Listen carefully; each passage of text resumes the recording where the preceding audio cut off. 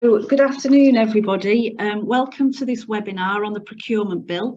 My name is Jane Brighouse. I'm the Quality and Compliance Manager at PFH, and I'll be chairing this session today.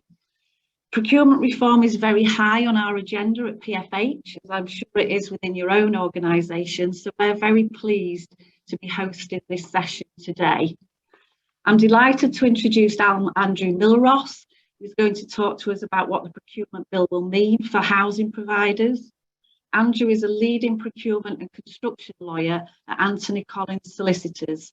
He's been there for 25 years with a previous career in local governments. In fact, I'm sure many of you are already familiar with Andrew and his wider team. Anthony Collins are well established in the housing sector, supporting housing providers on major procurement projects, setting up framework agreements, and many other high-profile procurement initiatives, such as establishing joint venture projects and arrangements. They work across all aspects of housing sector expenditure, and outside procurement, Anthony Collins also advise housing providers on many legal aspects facing the sector. So as head of that team, Andrew is very well placed to interpret the implications of reform on the housing sector, and we very much look forward to hearing his thoughts this afternoon.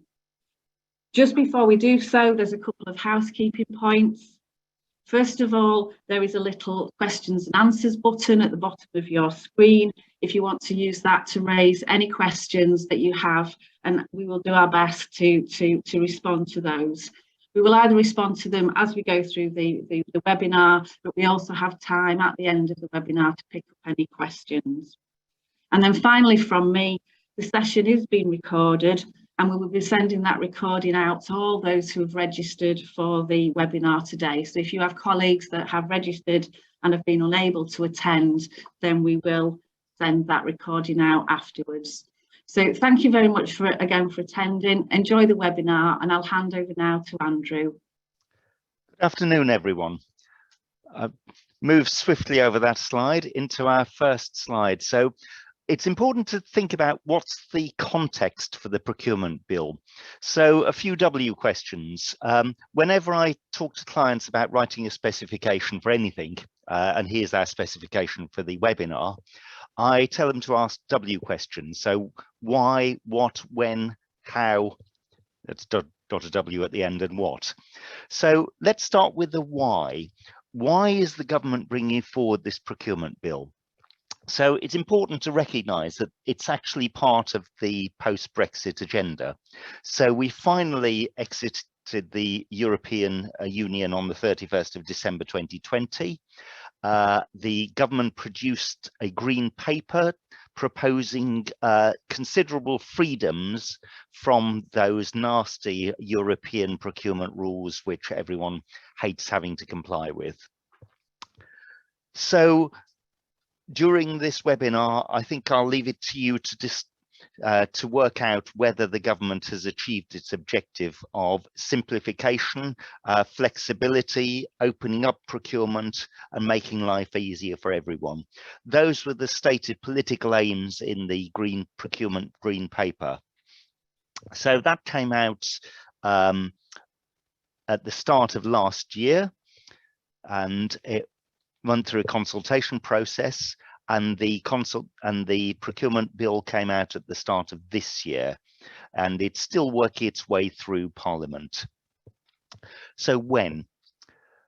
The procurement bill is started in the House of Lords. It's still got a long way to go through Parliament, and we've been promised 6 months before it becomes law. So we do have some time to reflect on what we need to do as a result of the procurement bill.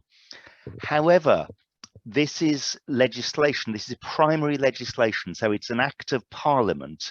At the moment, the procurement rules are in sets of regulations. So we've got 3 sets of regulations: the Public Contracts Regulations 2015, Utilities 2016 and concessions 2016. You probably only look at the public contracts regulations for most of your working life. I'm the same. I don't do much utilities procurement, and I occasionally have to look at parking concession or those kinds of things. But most of my work's on the public contracts regulations. The Procurement Bill is a slightly different beast. It's going to be an act of Parliament, and procurement regulation do have the power to give ministers the power to issue guidance, but the Procurement Bill gives the minister the power to issue both regulations and guidance.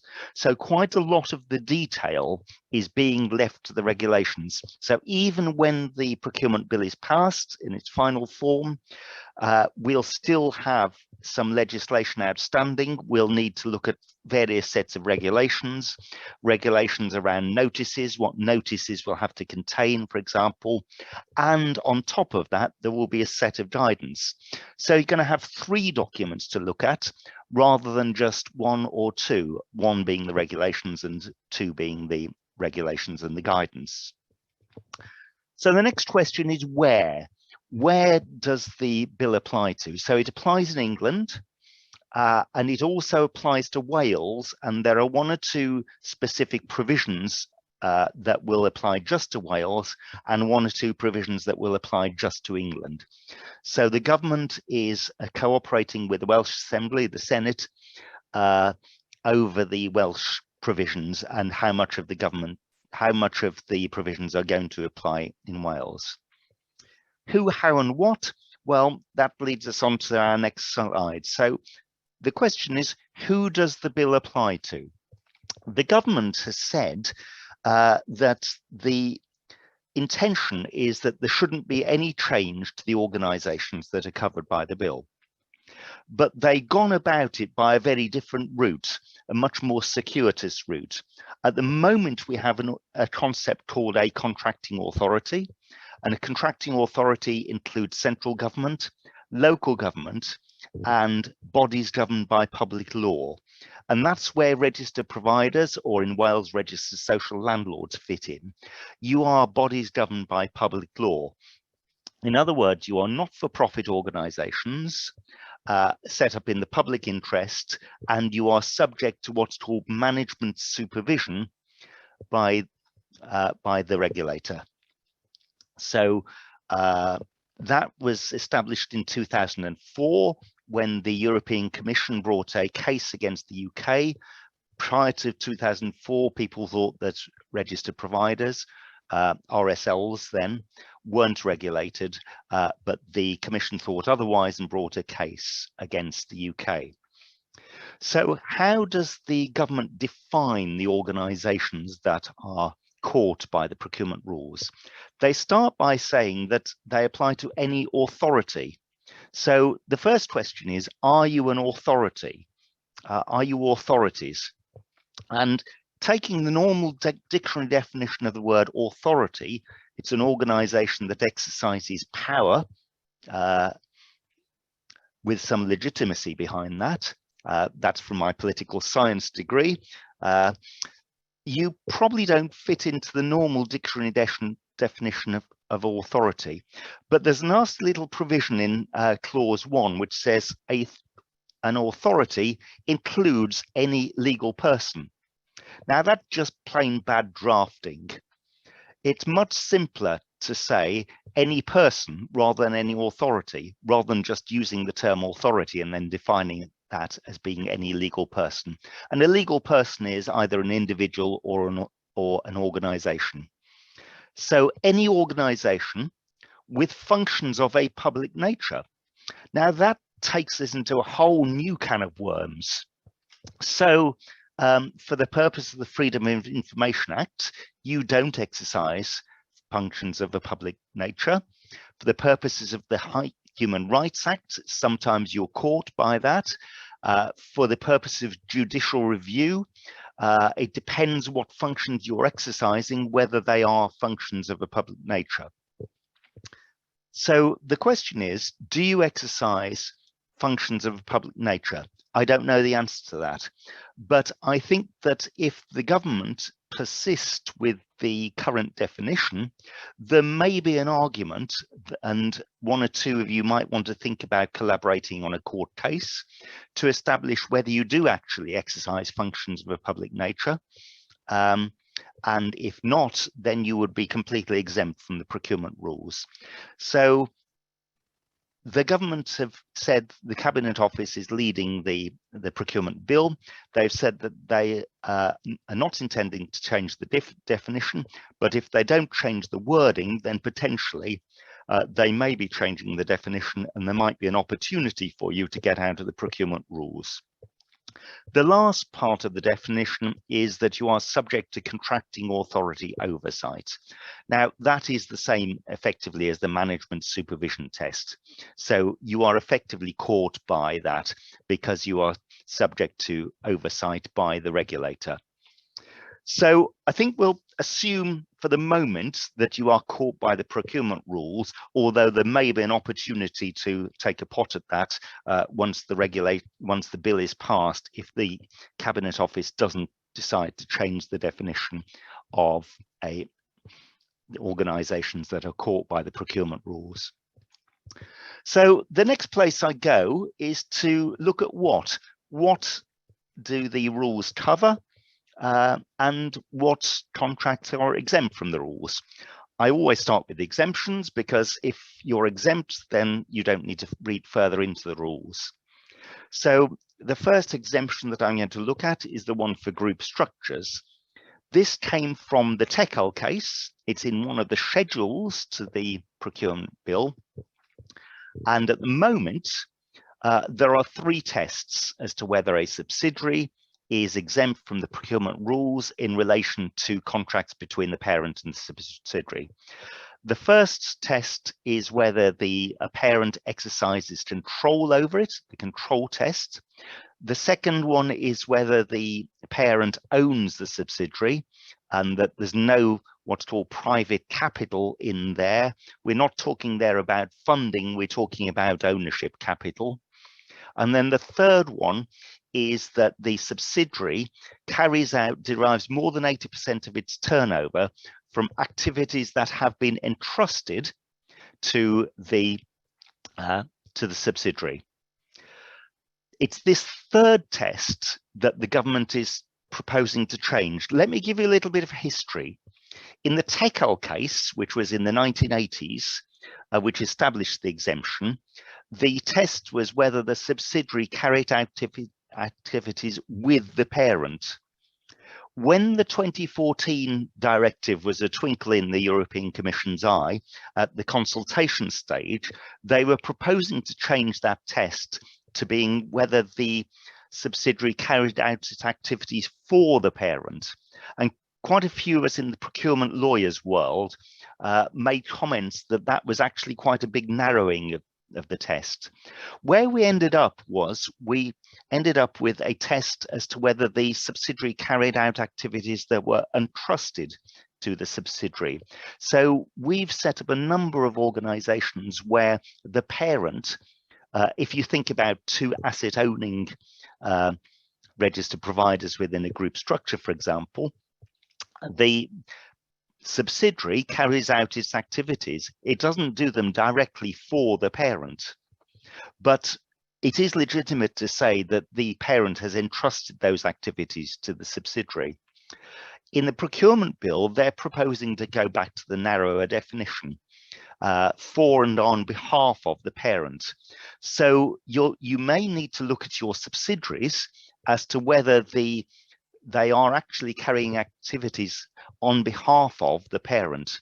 And if they're not, then you might find that you have to procure contracts between the parent and the subsidiary, unless we can persuade the government to change that definition and go back to the concept of entrustment.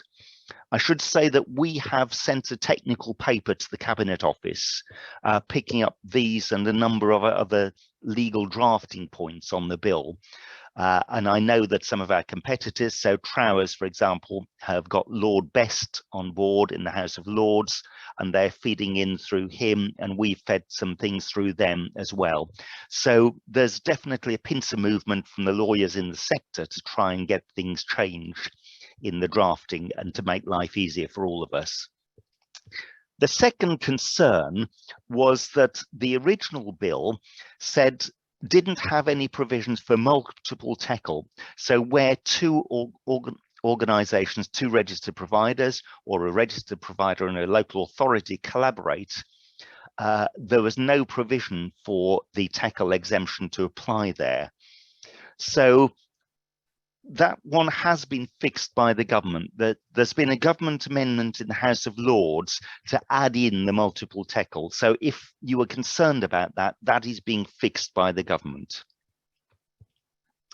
So looking at exemptions generally, and this includes the tackle exemption, we got a nasty little provision in the exemption schedule, which says that the exemption doesn't apply where the works or services could be supplied under a contract that's not exempt.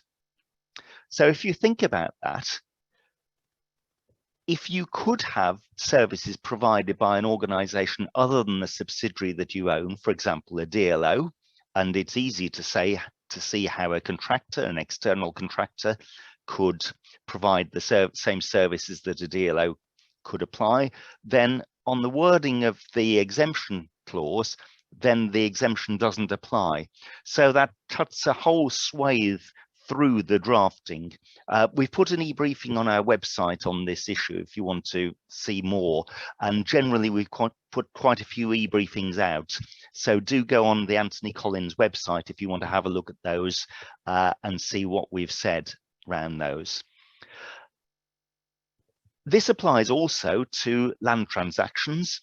So package deals at the moment where you buy land and works are being carried out on that land, you may be looking to argue that that is exempt from the procurement rules because it's a land transaction, it's a land purchase, and the works are incidental to the land purchase, and you're not having control over those works. There's lots of case law around that. Again, the wording suggests that the exemption may not apply if you could buy those houses or you could buy those houses works in a different way. In other words, you could buy the land and enter into a contract with a builder to construct those properties for you. So a property-led transaction rather than a package deal. And similarly, employment contracts. Employment contracts are exempt. But you could outsource services. They could be supplied under a non-exempt contract. So the exemption for employment contracts may not apply. I'm sure that this is a complete oversight by the government. They don't understand the implications of their drafting, but this is a big problem in the drafting for you. And I'm hoping that they will look at this and they will fix this in the next iteration of the procurement bill. Next place to go is when we're looking at what contracts are covered is the aggregation rules. Now, the aggregation rules at the moment are one of the most complicated parts of the procurement regulations, public contracts regulations. I don't think anyone really understands them properly. There is very little case law on them. What we mean by contracts that are regular in nature or similar contracts. And there's about 6 tests you have to go through to work out whether a contract is aggregated with other contracts for the purposes of deciding whether it's over the threshold or not. So I would very much welcome some simplification of the aggregation rules. And the procurement bill certainly delivers on the simplification, but in doing so, it actually potentially aggregates many more contracts together. So you have to aggregate the values of contracts where goods could reasonably be supplied under a single contract. Now, looking at some things like neutral vendor frameworks, you could supply anything under a single contract. It just means that the main contractor has to subcontract the delivery. So does that mean that every contract has to be aggregated with every other contract and that every contract is above threshold? Clearly, it can't mean that, but it takes you quite a long way along that continuum. So some clarity as to what this test actually means. The words don't really help us to reasonably be supplied under a single contract. It would be better if it said something like the goods are typically supplied under a single contract or are usually in the marketplace supplied under a single contract. Those would be tests that we can apply, but could reasonably be is so woolly as to be fairly meaningless. So where the goods could reasonably be supplied under a single contract, you must aggregate the values of those separate contracts unless there are good reasons not to. And again, I'm expecting there will be some guidance as to what's meant by good reasons. So potentially some simplification around the aggregation rules, although much more breadth of scope of what needs to be aggregated. Procurement objectives. So one of the things that the government has done is it's taken a peculiarly European approach, the Procurement Bill. So the way European law works is it starts with general principles and sets out those principles in the legislation, and then all the rest of the legislation is interpreted in accordance with those principles. The way UK legislation has typically works is that you go through the detail and you don't have general principles, you have detail that says exactly what is regulated and what is not regulated. So less based on principle, much more based on legal certainty. So the thinking behind the UK approach is you know where you stand. If you're trying to apply principles, it gets a bit woolly when you're applying principles to clear wording. So peculiarly European approach taken by the government. So you have to plan a procurement with these objectives in mind. Well, the first one, delivering value for money. Well, that's absolutely fine because that's part of the regulatory framework. You have to deliver that. The second one, maximizing public benefit. So public benefit is what the government decides to define public benefit as at any one particular time. So it's not the same as social value. There is no reference to social value in here. I think the government is confusing public benefits and social value. If you are a charity, you have to deliver public benefits. So if you're a charitable housing association, you have to deliver public benefit through your activities. So how does that interface with charity law? We don't know. So again, we've issued an e-briefing on that around what maximizing public benefit might mean. Sharing information with tenderers. The government strained quite hard to avoid the word transparency, but because that's a European term, they're trying to get away from European language. So they've come up with this objective of sharing information with tenderers, which is really transparency by another name. And then finally, acting and being seen to act with integrity. And there's no problem with that. The only issue is whether someone might challenge you on the basis that they don't think you're acting with integrity if you adopt a fairly commercial approach through your procurement processes. So, for example, if you are being quite harsh in terms of excluding tenderers that maybe have submitted non-compliant tenders. So procurement procedures, this is one positive in the procurement bill. There is some simplification here around the procurement procedures. We've got 3 possible procedures.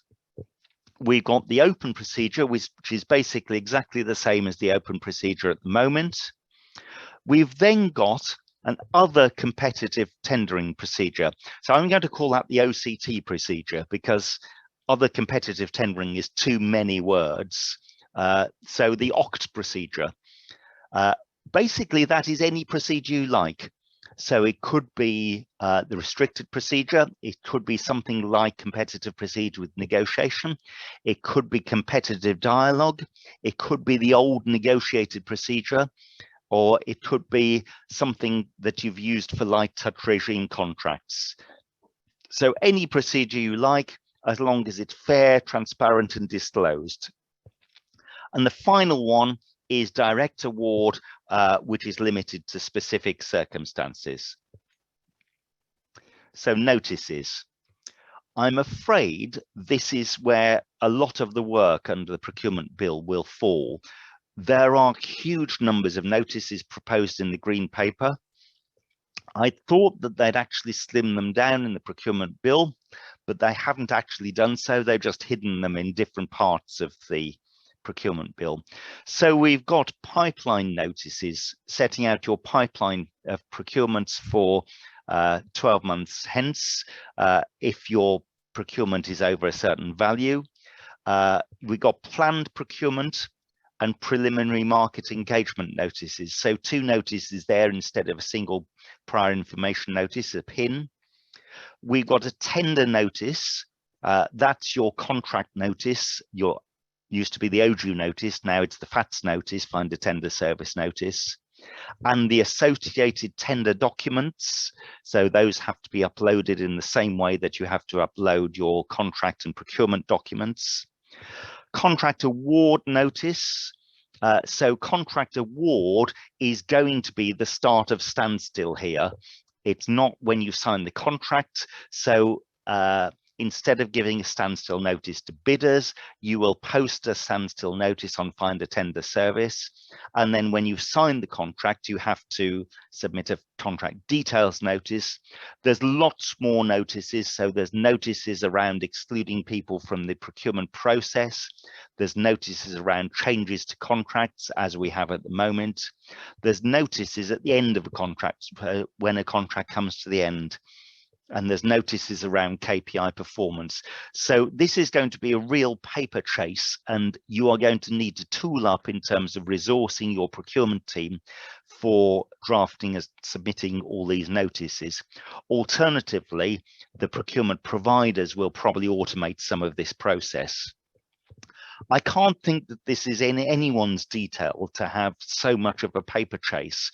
What suppliers need to know is when they've got a procurement that's coming live, they want to know how to bid for it, when it's going to come up, how to bid for it, how their bids are going to be evaluated, and how their bids have been evaluated to make sure that it's fair and transparent. So a maximum of about 4 or 5 notices should be absolutely sufficient. This paper trace from the government is going to be quite an industry.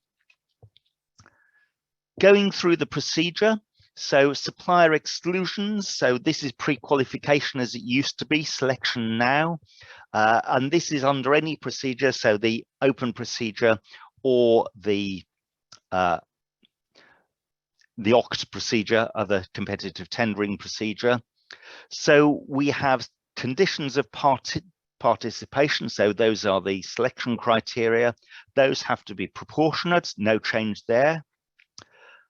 Interesting here, so if the supplier breaches the procurement requirements, so if they have failed to complete their PAS 91 correctly, or if their tender is late, for example, then there is a materiality test as to whether you can exclude them. So at the moment, if a tender is late, there's a case, Leadbitter and Devon, which says that you can simply choose not to look at that tender. Here, under the new rules, you'll have to work out if it's 5 minutes late, is that actually material?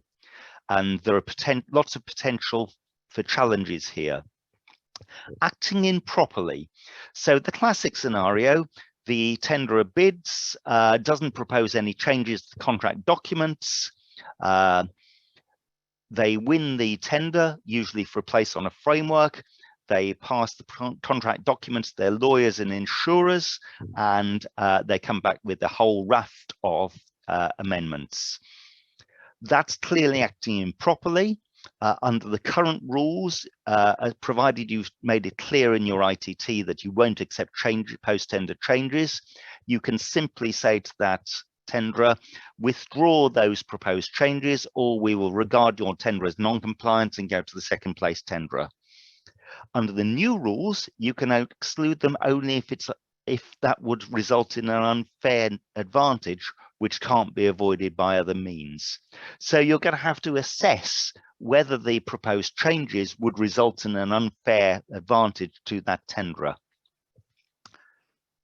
So there are lots of procurement challenges here around supplier exclusions, and much more judgment call for your procurement teams when you're thinking of excluding tenderers.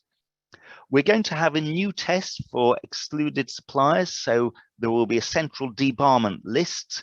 I think that's a very good thing. So some suppliers you will not be able to accept tenders from because they are barred from public contracts. There will be suppliers who are excludable, where you have a choice whether to exclude them. And if you choose to exclude them, there's a potential for them to challenge that. And you will also have discretions to exclude suppliers in certain circumstances. So there's a central debarment list with either suppliers who are completely excluded, those you can exclude, and then further tests you'll have to apply as to whether to exclude suppliers or not. Award criteria. This has been made quite a lot of, the move from most economically advantageous tender to most advantageous tender. I don't think you can assess a tender properly in terms of securing value for money unless you assess the economic advantage. In other words, what is the price? Is the price fair for what you're getting for the money? How can you demonstrate value for money unless the economic aspects are part of what you measure? That's not to say that you should go with the lowest price. It's always best value, best combination of price and value. So I don't think that the change from meat to mat is going to make much of a difference. The only area where it might result in some change is around things like average value pricing. So where you determine the price and you give tenderers full marks for delivering at that price and lower marks for delivering a higher price. In other words, you store them as to how close they come in to the price that you determined for the contract, and you don't give any benefit to a lower price from that. I can see how that would be legitimate under the MAT test rather than the meat test. The award criteria, you'll have to draft them in exactly the same way that you draft them at the moment. They have to be proportionate, they have to be relevant to the procurement. Why wouldn't they be? Frameworks. So again, quite a bit has been made about having 8-year frameworks called open frameworks. The basic requirements remain for frameworks. There must be an objective selection process for a direct award under a framework, and the core contract terms need to have been agreed for direct award. That's particularly important in the light of the recent Consultant Connect case, where basically the NHS trusts in that case decided who they wanted to award the contract to, and then used a framework to find a way of doing that, and they came unstuck through doing so. If you haven't read our e-briefing on that, please do so. We know that's never how you operate. You never just decide who you want to award the contract to and then find a way of doing it. Do you, or do you? I know that it goes on all the time. So do have a look at that. The basic requirements will remain under the Procurement Bill, so no change there. Open and closed frameworks. So we've got lots of rules around open frameworks. These are the new 8-year frameworks, but they have to be retendered. They have to be opened up to tender between 3 years and 5 years. So actually, it's no different from letting 2 frameworks, 4-year frameworks, as we've got at the moment. It's just that you can do it between years 3 and year 5. And the award of contracts under frameworks. At the moment, we've got the possibility of awarding a framework under a framework. So you go to a buying club, you choose 3 suppliers, and you put them onto your own framework, and you then have possibly either a direct award process or a mini competition for the work under that framework. Under the Procurement Bill, you'll be able to do that. Having said that, the Cabinet Office have said that that was a mistake, and they are proposing to draft to close that loophole or that flexibility, depending on how you look at it. Dynamic markets. So dynamic markets are an interesting beast, and we haven't got a lot of detail around those. There was very little in the green paper about how they were going to operate, and I suspect the government hasn't really worked out for themselves how these are going to operate. They're intended to be like a dynamic purchasing system. At the moment, the rules say dynamic purchasing system should be used only for commonly available purchases in the market. So regular off-the-shelf type goods. I know that they're not used for that. I know that they're used for construction works, they're used for legal services, they're used for all kinds of things. The new rules will legitimate that process and make the dynamic markets open for all purchases. They will run very much like a dynamic purchasing system, but there is a possibility of direct award under them. At the moment, with the DPS, everything has to be done through a mini competition or through a catalogue call-off arrangement. And there are specific provisions in the Procurement Bill that legitimate what I call the supplier tax. So with most frameworks, the contractors on the framework will pay a levy to the framework provider for the privilege of having a contract awarded to them under the framework agreement.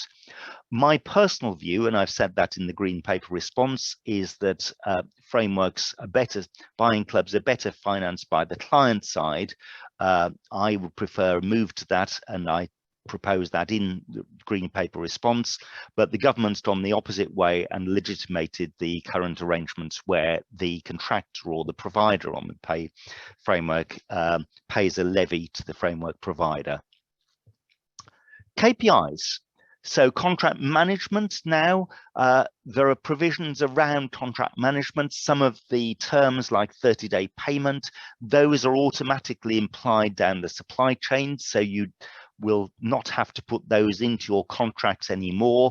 At the moment, the regulations say you have to draft these into your contracts. One of the new provisions is that for contracts valued over £2 million, there must be at least 3 key performance indicators. There's no guidance as to what those key performance indicators should cover. So at the moment, we've been having a straw poll in the office to come up with the most crazy KPIs. So our best one so far is the number of tradespersons wearing brown shoes, proportion of tradespersons wearing brown shoes on a Tuesday morning. That would be, under the Procurement Bill, a legitimate KPI that gets reported back to the Cabinet Office.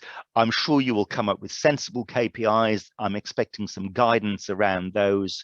Performance information must be published annually.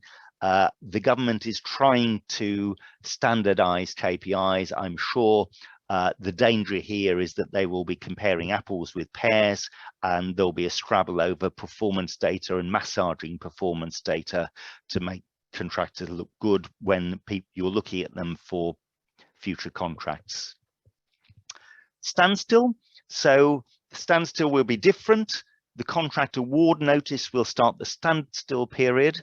instead of giving the characteristics and relative advantages of the winning tender, you're going to have to make an assessment summary of each supplier's tender and the most advantageous tender. I think that's a good move, because at the moment what we do is we assess each tender against the award criteria, and then we have to work out, so that's our evaluation report, and that is what we will be disclosing, the assessment summary of each supplier's tender. We won't have to go that next stage for our standstill letters and say why the most economically advantageous tender, or in future the MAT, is better than your tender. And then there will be an 8 working day standstill period rather than the 10 days, which doesn't end on a working day. We've talked about implied contract terms. So some of the terms will be implied into the contract rather than you're having to write them in. That includes 30-day payment. It also includes termination for material breach of the procurement rules, but only if that breach could result in a successful legal challenge. So anyone looking to have a contract terminated under these terms would need to argue that they would have been successful in a legal challenge. That's not unreasonable, but it is another bit of uncertainty around the rules. Varying contracts. So there will be additional grounds under which you can vary contracts, including, surprisingly, material of a known risk. I would have said that if it was a known risk, you could have provided for it in the contract, but they've included that for some reason. With more of these changes, you're going to have to submit a contract change notice. At the moment, you only have to do that if you're amending by up to 50%. For things like changed circumstances or additional requirements. And you're going to have to publish the amended contract where they're valued over £2 million. So what's next? And this is my last slide. So at the moment, the Procurement Bill is in the House of Lords. It was due to have the report stage at the start of September, but that was when Parliament was prorogued due to the Queen's death. We haven't got a date for it to come back into the House of Lords, and with a change of Prime Minister, of course, we don't know the priority that the new government is giving to the procurement rules compared to all the malarkey overtax changes and things. So it's got one more. It's got the report stage in the House of Lords where it gets the committee reports back to the House. It's then got a third reading in the House of Lords. It then goes back to the Commons and goes right through the Commons. So first reading, second reading, committee stage, which is another big opportunity for changes to be made to it. Report stage, third reading, and then finally the royal assent from the King. We've been promised a 6-month leading period before the bill becomes live. And as I've said, there will be lots of regulations and guidance. We don't know how much into that 6-month lead-in period we will get those regulations and guidance. I guess that they will come out through the 6-month period. So we might have less time than we think to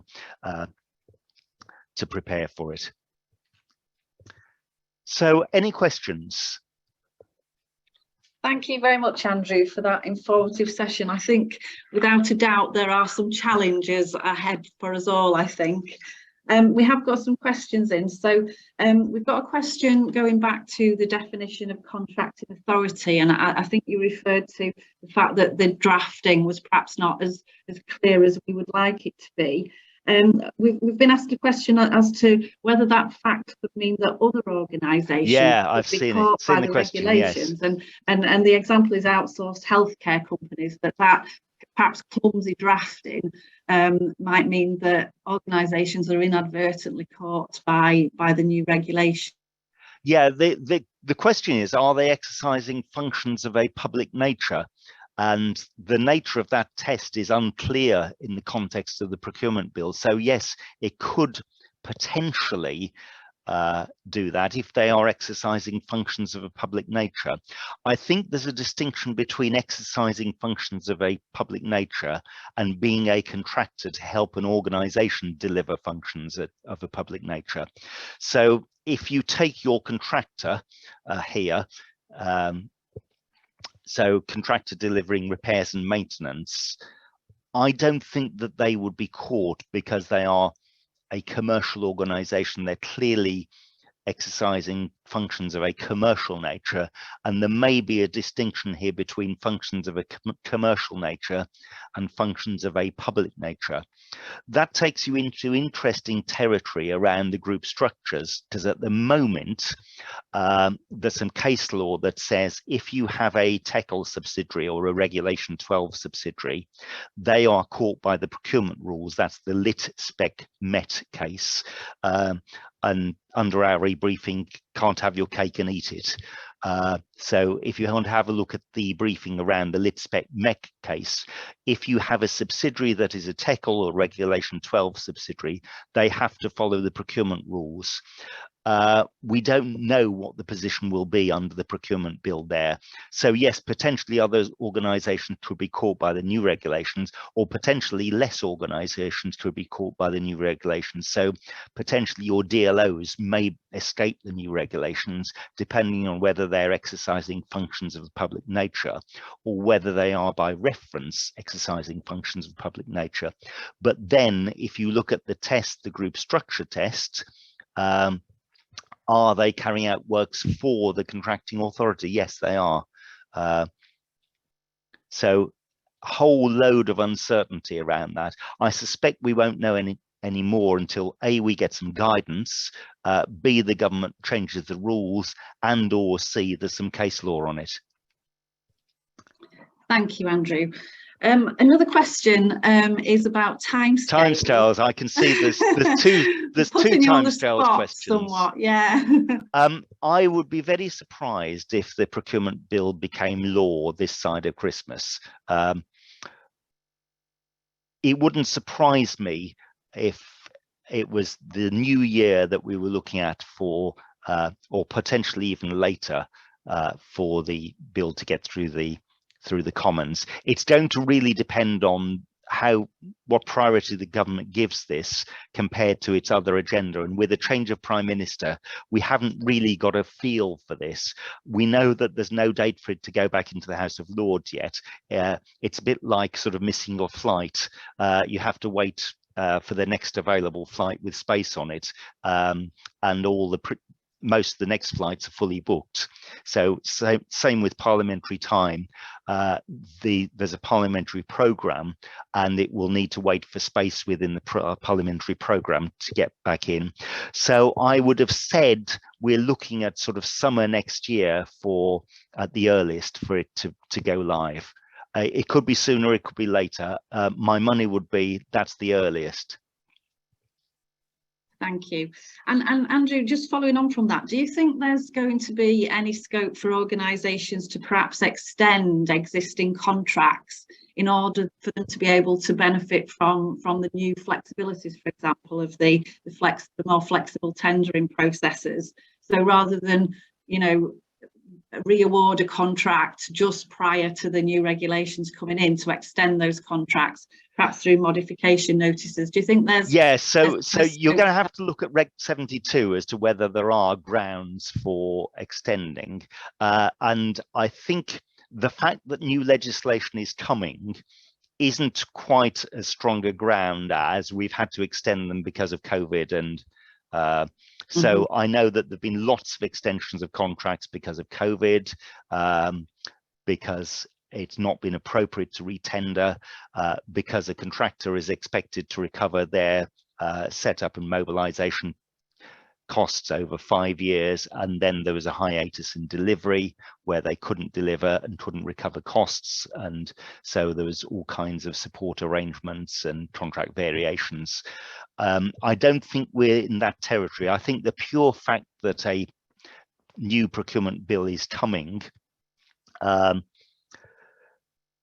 won't be grounds to extend the contract, but there might be reasons to extend the contract that are extraneous from that you might want to look at. Alternatively, you might want to go the other way. I think that there's more potential for procurement challenges under the new regulations. There's a whole raft of new notices that will need to be submitted under the new regulations. So you might want to get in before the change. Yeah, absolutely. So think about which way you want to go, and you need to make that assessment as we get closer to this 6-month period. We know that we're going to get 6 months after the bill becomes law. What we don't know actually is whether there will be any transitional arrangements. There are no transitional provisions in the bill for procurements that are in progress. Again, that's something we flagged to the government as an omission from the bill. So unlike when the public contracts came in 2015 regulations, there was a provision in them that said procurements that had started under the 06 regulations could continue under the 06 regulations. Similarly with OJU, procurement started under OJU could finish under OJU, even if that was after the 31st of December 2020. Yeah. Thank you. We've got a question about standstill and whether at the moment standstill periods for contracts awarded under frameworks, for example, are discretionary. Is there any changes to the legislation on that? Oh, I'm flicking through my procurement bill at the moment. I don't think so, but just give me a moment just to have a look at that. Award under frameworks, standstill periods on the award. It's clause 49.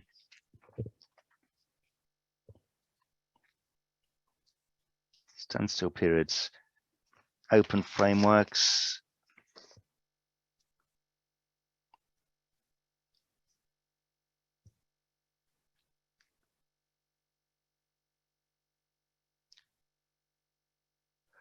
Yes, it is voluntary, and I think it might also be voluntary for direct award, because if you look at clause 49.3, subsection 1, which is the the framework provision, says subsection 1 doesn't apply in relation to a contract that is awarded in accordance with the framework. So it's going to be extended so that it applies also to direct awards. But of course, if you do go forward without a framework, without a standstill period, you're open to the risk of an ineffectiveness challenge, as you are at the moment. So you may choose to have a standstill period. Yeah. Thank you. Just a bit of a crystal ball question, Andrew. Do you have any feel for how you think the courts are going to approach the new regulations when there's a challenge, particularly given the lack of case law and the new competitive tendering procedure, the new flexible procedure? Is there any feel for how the courts are going to approach it? I think that they will respect the flexibility that's been given. But it's surprising how many challenges we see under the light touch regime or under what used to be Part B contracts for social services. Social services authorities particularly seem to make a complete pig's ear of their contracting.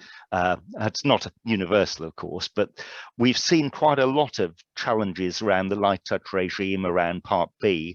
And of course, those are the least regulated of the procedures at the moment. And it's usually around things like not being transparent about the award criteria, not being clear what the procedure is, departing from your published procedure. So those are the kinds of challenges, and I think there'll be no change there. The courts will apply the same rigor to whether a contracting authority has done what it said it would, has been clear about what the procedure is, been transparent about the award criteria and those kinds of things. Taking a sort of wider approach, how will the courts approach the new rules? it's quite difficult because one of the things that we've had in procurement for some time is a fair degree of continuity and certainty. So we know what some of the regulations mean because we've had cases define what they mean.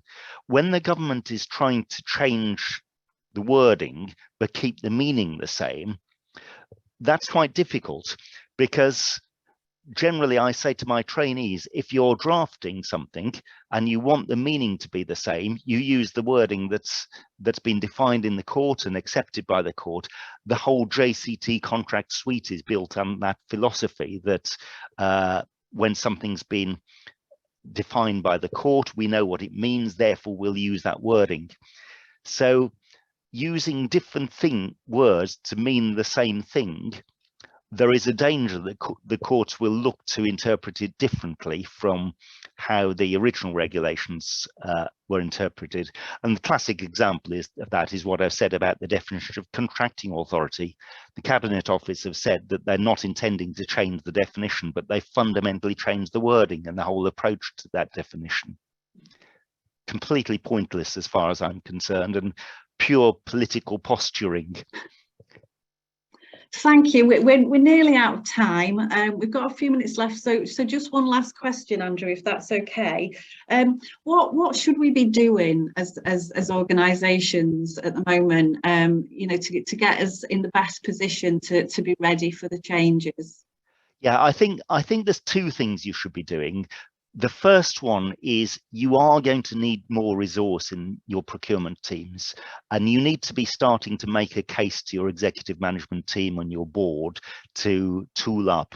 That includes looking at things like whether you can take on procurement apprentices and getting people trained. You also need to keep at least half an eye on the Procurement Bill. The changes. We issue quite a lot of e-briefings. You'll see on the screen with that on our website. You can sign up for our e-briefings. They're free. So what we do is when we have a procurement case, or when the next stage of the Procurement Bill goes through, we will issue a briefing on that.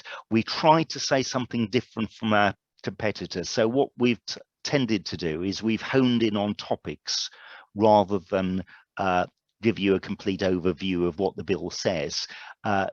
We've honed in on specific topics because we hopefully think that the briefings are a little bit more interesting if they go a little bit deeper. So do keep an eye on those. If you want some overviews, our competitors do have those on their websites. And just keep an eye on what's happening. Keep in touch. Do sign up for the e-briefings. Thank you. I'm sure there'll be another webinar like this in 6 months' time when we know what changes have been made through the Procurement Bill. I certainly hope so. Well, thank you so much, Andrew. We've certainly got a lot of takeaways from that session, so thank you very much. Thank you everyone for participating today. Very much appreciate it. We will, as I said at the beginning, be sending the recording out afterwards. There is a short survey at the end of the session, which we would appreciate you spending a few moments to fill in. But thank you very much. Enjoy the rest of your day. Yep, thank you everyone. Thanks for listening.